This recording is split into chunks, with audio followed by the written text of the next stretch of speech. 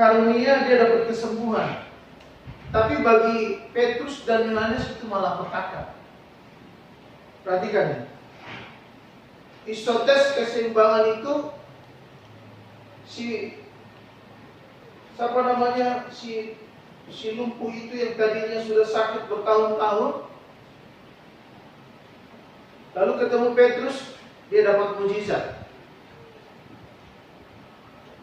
Bagi si lumpuh itu anugerah, tapi bagi Petrus dan teman-teman malah petaka. Maka waktu Anda dan saya baca pasal 4 ayat 1 sampai 22, itu namanya apologet. Membela iman percayanya. Apologet sekarang berbeda seperti dulu. Kalau sekarang misalnya, kamu percaya nggak dengan penyembahan? Nah, saudara, itu bukan apologet. Anda harus berani berpertama, ya saya percaya dengan Roh Kudus, saya percaya karunia-karunia itu, saya percaya Rohnya yang bekerja. Nah, ketika Petrus dan kawan-kawan di hadapan mahagama, rohnya bukan tambah kendor, tambah semangat. Perhatikan baik-baik. Ketika Petrus dan Yohanes sedang berbicara kepada orang banyak, mereka tiba-tiba didatangi imam-imam dan pengawal, baca sama-sama, pengawal bait Allah. Nah, baru saya ingat istilah ayat ini. Jadilah kamu berkat jadilah saksi di Yerusalem. Banyak orang karismatik salah bilang Yerusalem keluarga. Baca yang benar ini. Yerusalem itu berhubungan orang yang di dalam bait Allah. Orang-orang yang suka menerima adikodrati, yang suka menerima tentang Roh Kudus. Makanya ketika Roh Kudus itu ada, kita disuruh menjadi penyeimbang, berani mempertanggungjawabkan. Orang-orang yang tadinya mengejek, akhirnya bisa mengerti apa itu Roh Kudus.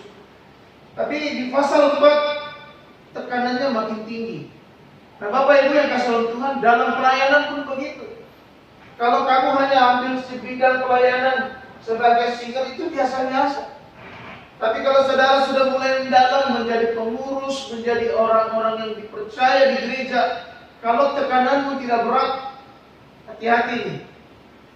Kalau Anda tidak punya tekanan yang berat, lalu Anda tidak mempertanggungjawabkan pelayanan, itu kelihatan. Jadi orang yang di dalam Roh Kudus itu mempertanggungjawabkan segalanya di bait Allah. Amin. Jor-joran bahasa sekarang. Ya, apapun yang dikerjakan dalam jor-joran. Dia lebih utama mengerjakan daripada orang lain. Bayangkan Petrus menyembuh dan kawan-kawan berdoa bagi si lumpuh yang sudah 40 tahun itu umurnya. Tiba-tiba pegawai bait Allah serta orang-orang Saduki, imam-imam protes. Di bait Allah terjadi protes. Perhatikan nih. Kenapa protes? Karena ada yang bergeser. Nama Yesus sekarang harus diproklamirkan daripada yang kemarin-kemarin. Nah, yang saya jadi bingung begini. Kok imam-imam, pegawai bait Allah, orang-orang Saduki ngapain ya selama itu? Anggaplah 40 tahun ya. Ngapain gitu? Berarti ada kekosongan di dalamnya, satu dan tidak. Jadi dengan baik gereja yang di dalamnya ada kekosongan, tidak ada penyertaan Roh Kudus, tidak ada mujizat, mereka nggak percaya itu, pasti orang dari situ berlalu. Nah, Roh Kudus bekerja untuk mengisi kekosongan itu. Kenapa? Orang-orang yang disebut tadi nggak percaya. Kok bisa begini? Sejak nama Yesus diproklamirkan, kok kita nggak disorot lagi ya? Kita nggak dipuji lagi, kita nggak dipuja lagi. Kita sepertinya mulai diabaikan. Nama Yesus terus dan Roh Kudus terus. Maka ayat 2 sama-sama ya. Orang-orang itu sangat harusnya nggak boleh marah, karena pekerjaan Roh Kudus seharusnya bilang, dahsyat ini. Ini yang sedang terjadi ketika gereja pelayanan ke tempat lain dan gereja yang merasa di gereja tua itu, wah ini pelayanan lain ini modelnya lain ini sesat. Pengecaman yang terbaik dan terjahat itu dari gereja. Ini sesat, bukan kita ini gitu. Ada banyak begitu. Kalau nggak sambilan, beneran. Ini yang sedang terjadi. Harusnya di dalam gereja atau bait Allah itu bicara tentang rohani. Amin. Kalau rohani berarti rohnya yang dari Kristus itu turun ke gereja, beres. Amin. Tapi sekarang penolakannya banyak. Kita lihat ayat ketiga. Mereka ditangkap. Loh, apa yang dibuat Petrus? Orang yang lumpuh itu sejak kecil, sejak diusung terus menerus, lalu minta-minta. Sekarang ada mujizat, lu kok malah ditangkap? Berbuat baik salah, menceritakan nama Yesus salah. Maunya apa ini? Coba perhatikan baik-baik. Maunya apa gereja itu? Maunya apa bait Allah itu? Dengar baik, yang sekarang maunya individu. Sekarang gereja maunya individu. Saya cuma bilang, Tuhan, aku maunya kau saja. Saya mau bilang, aku maunya kau saja. Apapun. Memang kita harus dikontrol. Perhatikan baik-baik. Tetapi di antara mereka, orang yang mendengar ajaran itu jadi percaya. Sehingga jumlah mereka menjadi kira-kira 5.000 orang. Bapak Ibu perhatikan. Mereka ditangkap dan diserahkan ke dalam tahanan sampai keesokan harinya. Serem ya?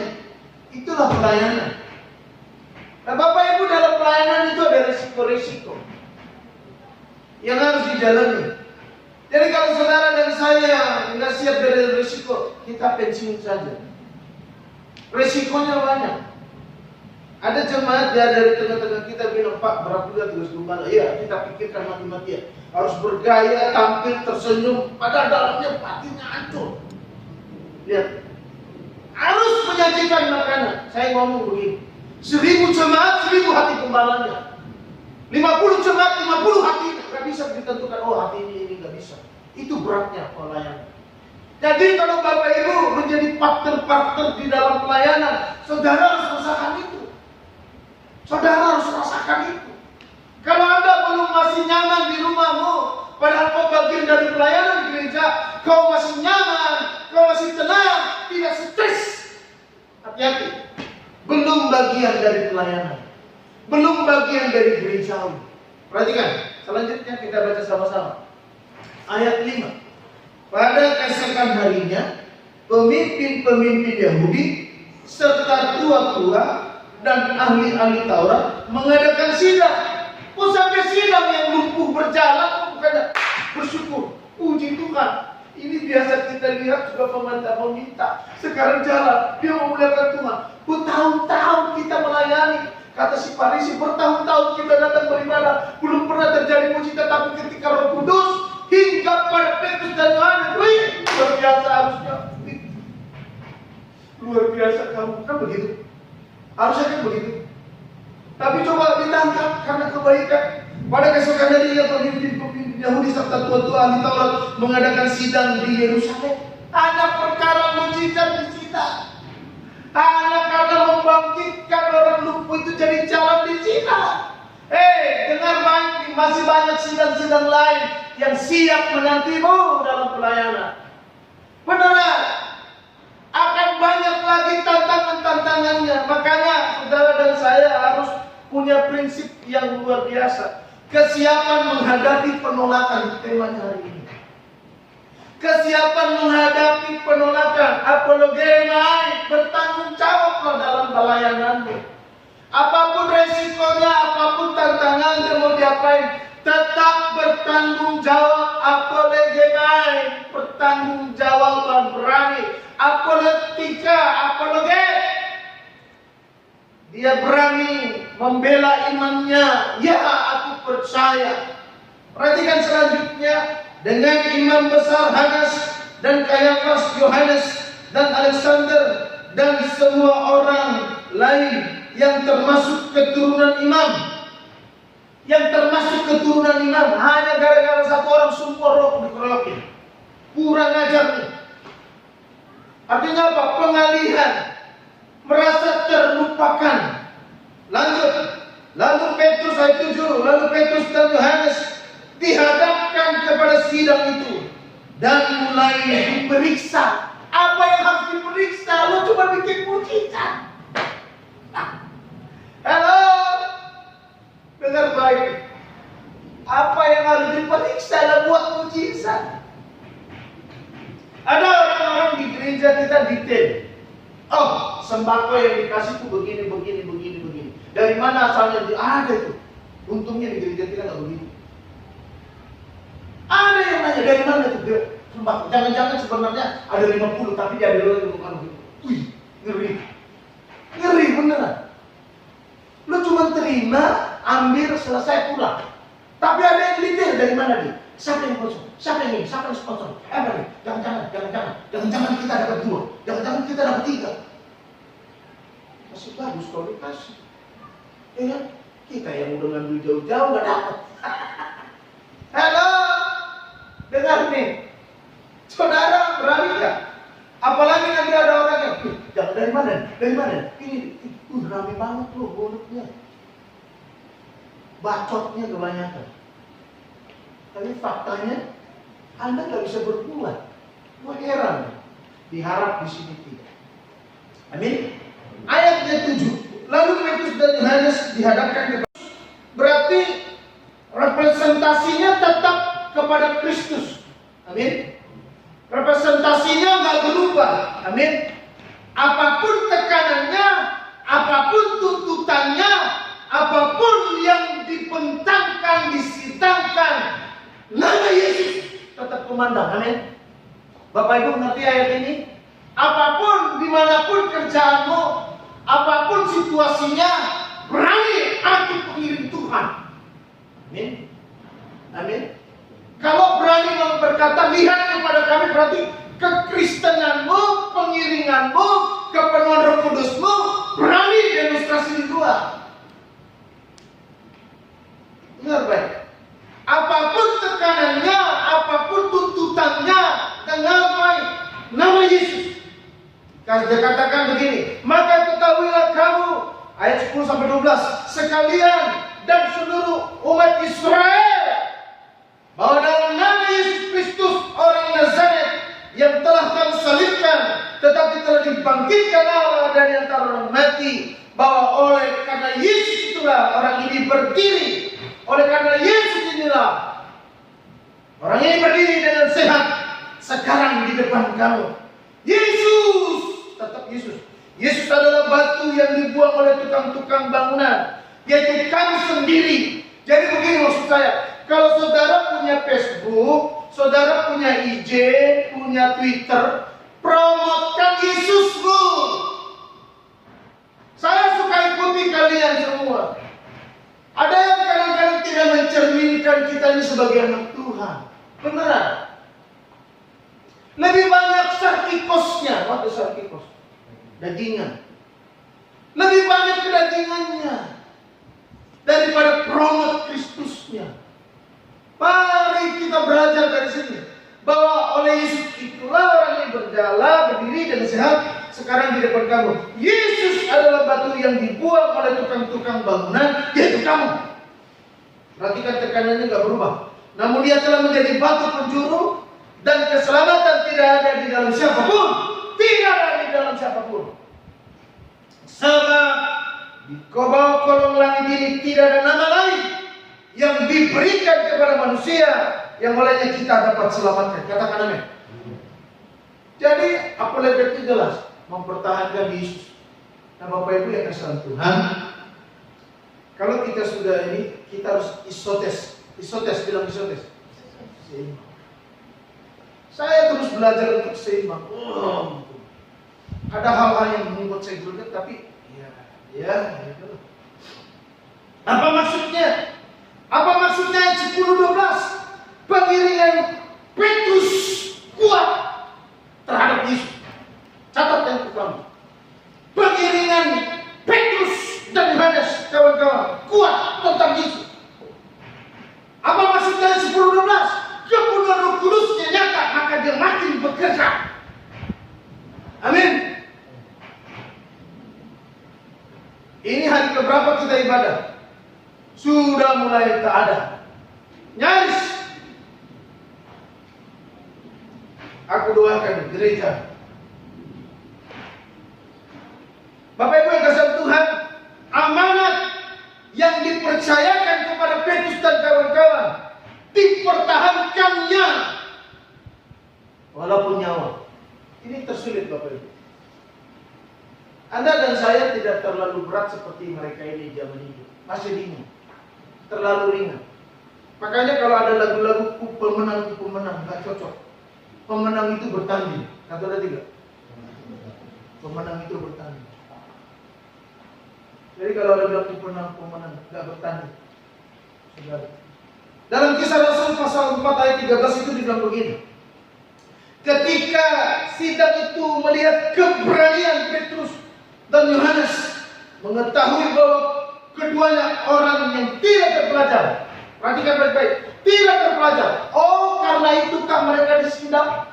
Karena tidak terpelajar itu mereka harus dihakimi, diperiksa karena tidak belajar. Artinya begini, lu bego gak lulusan teologi yang ngajarin kami sudah 46 tahun menjadi Farisi, kami ahli Taurat, kami baru kemarin ketemu Yesus 3,5 tahun. Waduh, perjalanan masih singkat. Lalu dikenaikan Roh Kudus, pencurahan Roh Kudus, Yesus terangkat, kamu ngajari saya.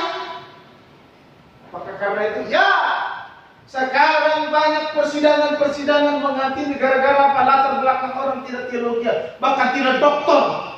Padahal Roh Kudus sedang bekerja. Amin. Roh Kudusnya sedang bekerja. Bukankah karena tidak keterpelajaran mereka ditangkap? Saya mau bilang begini. Kalau mereka ditangkap karena tidak terpelajar, bagaimana saudara dan saya sekolahnya tinggi? Apalagi sebentar lagi gelar sarjana teologi melekat kepada Anda. Dan yang sudah melekat harusnya double porsi seperti yang Yesus Petrus katakan. Amin. Amin. Harusnya.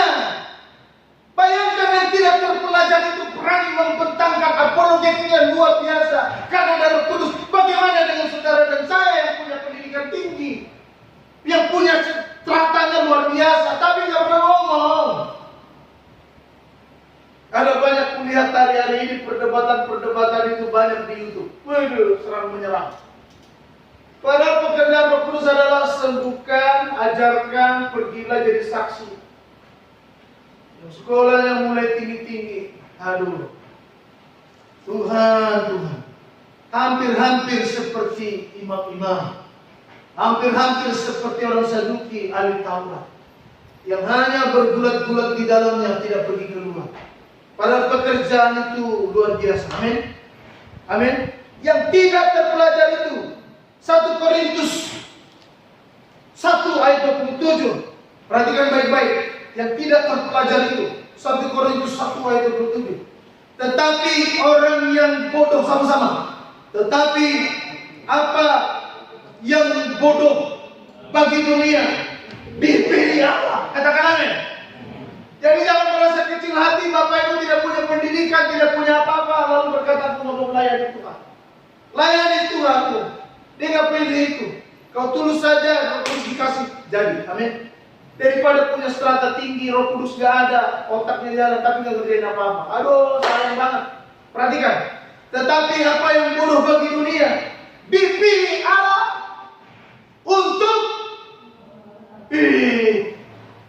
memalukan. Itu gila nggak lo bahasanya? Mempermalukan. Artinya begini, lu ngapain aja? Gelarmu tinggi, kerjanya begitu. Nih kami tidak punya gelar tinggi. Aku hanya mengharapkan pekerja Roh Kudus bekerja dalam hidup, tapi ngomong. Bapak Ibu perhatikan, ngomongnya di mana? Dari 1 menjadi 1000, 1 lagi. Di mana? Di dalam nama Yesus berjalanlah. Di jalan. Sekarang gara-gara orang ini, satu ruangan baik Allah dengar nama Yesus. Berarti apa? Bilang kiri kanan. Pemulihan ulang. 1, 2, 3. Nah, Roh Kudus akan melakukan pemulihan ulang. bait Allah, ngaku-ngakunya pelayan Tuhan, ngaku-ngakunya ahli Taurat, ngaku-ngakunya imam. Tapi ketika melihat pekerjaan Roh Kudus membuatkan orang berdiri berjalan, orang heran. Mari izinkan pemulihan ulang. 1, 3. Amin. Izinkan pemulihan itu terulang lagi, di-refreshing. Kita berkata Tuhan izinkanlah semua. Haleluya. Untuk memalukan orang yang berhikmat. Pronimos. Untuk memalukan orang-orang yang berhikmat atau pronimos. Dan apa yang lemah bagi dunia dipilih Allah untuk memalukan apa yang kuat. Saya bingung dengan Evan. Serius. Enggak sekolah komputer, enggak sekolah IT. Tapi kok dia ngerti ya? Itu.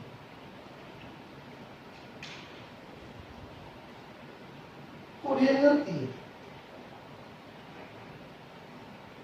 Ketika Petrus berapologet, bukan makin kurang, bukan makin lemah, makin lantang. Mari kita baca ayat 19. Perhatikan baik-baik. Tetapi Petrus dan Yohanes menjawab mereka, silakan kamu putuskan sendiri, manakah yang benar di hadapan Allah, taat kepada kamu atau taat kepada Allah. Tapi buat orang pecundang ini bahaya.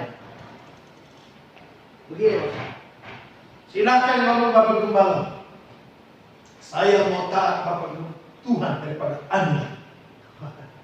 Kalau juga kalau dipakai ini, paham ya?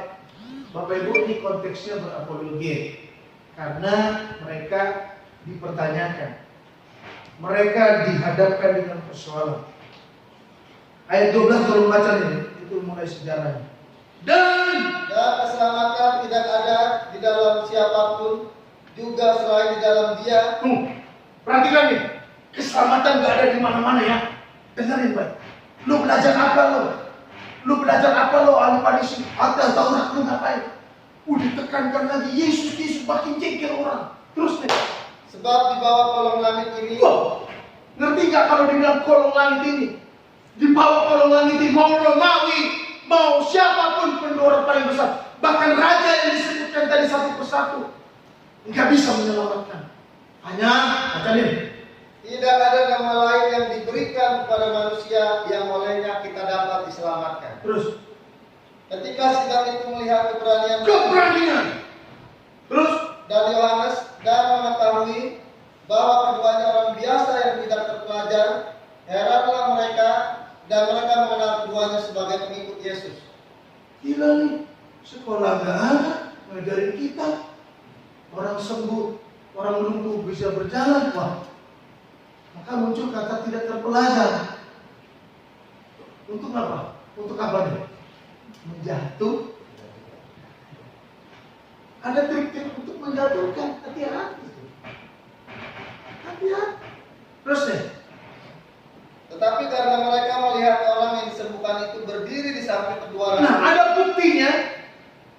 Terus mereka tidak dapat mengatakan apa-apa untuk membantahnya. Terus dan setelah mereka menyuruh rasul-rasul itu meninggalkan ruang sidang, berundinglah mereka dan berkata, tindakan apa yang harus kita ambil terhadap orang-orang ini? Gara-gara kebaikan, mujizat, tindakan apa yang harus kita berikan kepada orang ini? Terus, sebab telah nyata kepada semua penduduk Yerusalem bahwa sekali jangan berbicara atau mengajar lagi dalam nama Yesus. Bapak Ibu, jangan ngajar lagi dalam nama Yesus. Artinya apa? Yang selanjutnya, Petrus tidak mau mengulang kesalahan yang kedua. Di mana ayatnya? Ayat 20. Sebab tidak mungkin bagi kami untuk tidak berkata-kata tentang apa yang telah kami lihat dan apa yang telah kami dengar. Petrus tidak mau mengulang kesalahannya yang kedua kali. Aku pernah gagal menolak Yesus. Aku 3 kali berturut-turut tolak Yesus. Kali ini, apapun tekanannya, apapun masalahnya, apapun hambatannya, I am standing there with Jesus. Aku mau berdiri di sini bersama Yesus. Maka dibilang ayat 20, sebab tidak mungkin bagi kami untuk tidak berkata-kata. Jangan bungkam kami dengan ancaman, jangan bungkam kami dengan ketakutan. Lomo siang 10 kali kami tidak takut. Kami berdiri atas nama Tuhan Yesus. Itu namanya apologet sejati. Amin. Dan apa yang telah kami lihat dan apa yang telah kami dengar. Roh Kudus semakin berkobar-kobar bekerja dalam Petrus dan Yohanes dan membangkitkan keberanian. Maka ditulis, baca deh. Sebab tidak mungkin, ayat 21, mereka semakin keras. Bahasanya dunia elektronik apa nih? Kalau keras makin keras.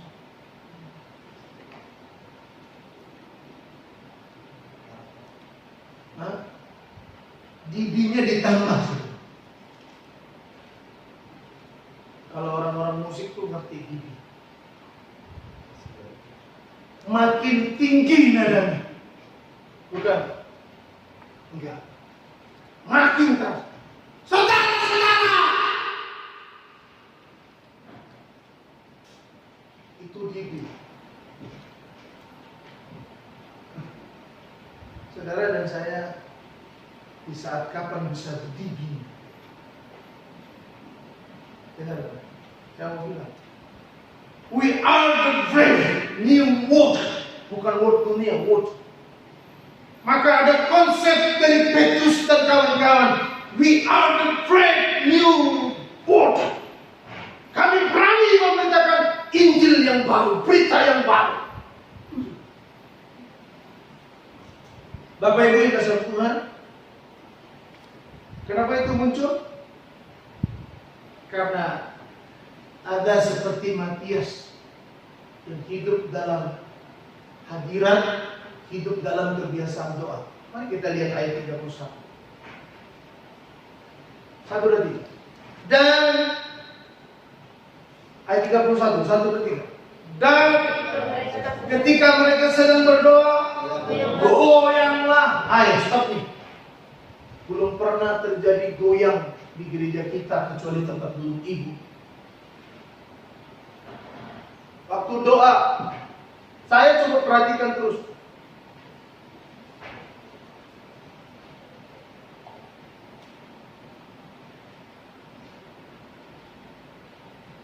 Bahkan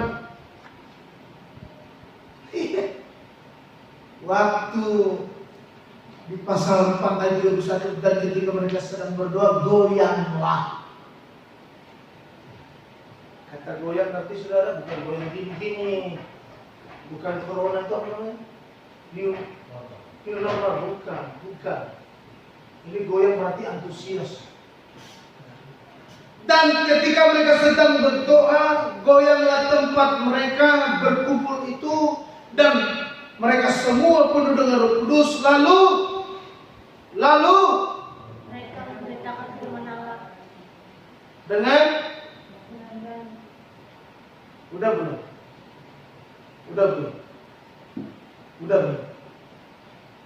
Perhatikan baik-baik Bapak Ibu Kristen. Terakhir, mata saya banyak. Ibadah online tidak boleh 1 jam. Cukup 1 jam nanti udah selesai. Jadi Bapak Ibu belajar saja ya, simak saja. Anda mau ngerti nggak ngerti, ikuti saja. Terakhir saya mau bilang begini. Ketika saudara dan saya kepenuhan Roh Kudus, satu, kerjanya jelas. Satu, tujuannya jelas. Akhirnya jelas. Kalau saudara kepenuhan Roh Kudus, kita tutup Roma 14 ayat 12.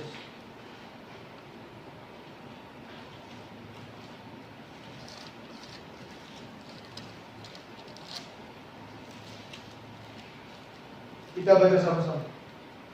Satu lagi. Roma 14 ayat 12. Satu lagi. Demikianlah. Satu dan tiga. Setiap orang di antara kita akan memberi pertanggungjawaban tentang dirinya perhatikan baik-baik. Kalau ada Roh Kudus dalam hidupmu, kau sudah terima pelayanan di tempat ini, dan bagian dari pelayanan ini tanggung jawab sama Tuhan. Di hadapan manusia dan Tuhan, apologetnya harus kuat. Amin. Kita berdoa. Terima kasih untuk firman Tuhan buat hari ini. Dalam nama Yesus Kristus, kami mengucap syukur buat kami mengerti Tuhan. Ada ibadah yang disingkat dalam nama-Mu. Amin.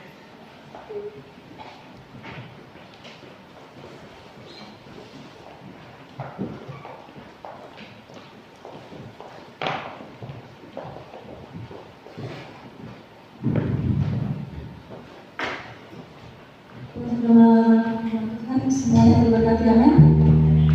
Sekarang kita akan memberikan kesempatan juga mulai dari pembantu kepala kita berdoa. Tuhan, terima kasih Tuhan kami telah mendengarkan pagi hari ini. Tuhan, biar firman-Mu menjadi dalam kehidupan kami, Bapa, dan juga memberkati Bapak-Bapak sudah memberikan firman Tuhan dan pagi hari ini, aku biar Engkau selalu berkati ya Tuhan dengan hikmat ya Tuhan yang berlagi ya Tuhan. Terima kasih terima kasih Tuhan Yesus. Sebentar kami juga memberikan kesempatan kami. Orang memberi tangan yang beri ya Tuhan dan bahkan berlipat kali ganda biar persembahan ini juga Tuhan dapat dipakai untuk berjaga tempat ini. Terima kasih Bapak, terima kasih Tuhan Yesus. Berdoa mengucap syukur mulia, amin.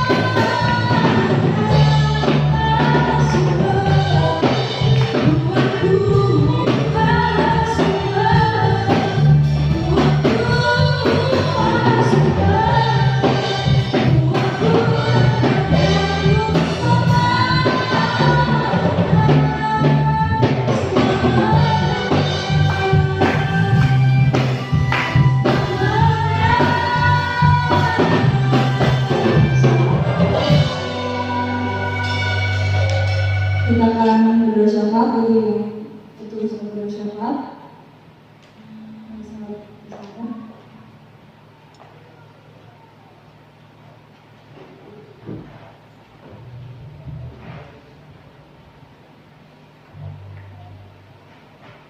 Mari kita berdoa.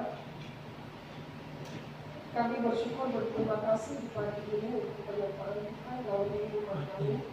Terima kasih Tuhan memimpin kepada kami dari awal sampai akhir ibadah ini. Kami berdoa di pagi ini, hati menyerahkan bangsa kami Indonesia ke dalam tangan Tuhan. Kiranya Tuhan memberkati bangsa kami, memberkati para pemimpin kami Tuhan, berkati presiden kami dengan kekuatan kesehatan panjang umur, hikmat kebijaksanaan yang dari Tuhan. Demikian juga para menteri yang ada, Tuhan tolong sebagai pembantu presiden dalam mengambil segala kebijakan-kebijakan khususnya Tuhan untuk kepentingan bangsa ini di berbagai sektor kehidupan. Kami berdoa juga untuk TNI Polri yang menjaga keamanan, biar Tuhan juga kiranya memberkati, biar keamanan dan keanugeraan juga bagi bangsa kami. Kami terus berdoa juga menyerahkan juga Tuhan kepada tim medis yang siap dan mau merawat setiap pasien-pasien yang tertular dengan COVID-19. Kami berdoa biar Tuhan memberkati juga, Tuhan menjaga melindungi mereka. Bahkan kami berdoa bagi setiap penderita COVID-19. Kami mohon belas kasihan Tuhan bagi bangsa ini, biar Tuhan disembuhkan. Belas kasihan Tuhan yang menjamah memulihkan Tuhan. Setiap yang sakit kami mohon belas kasihan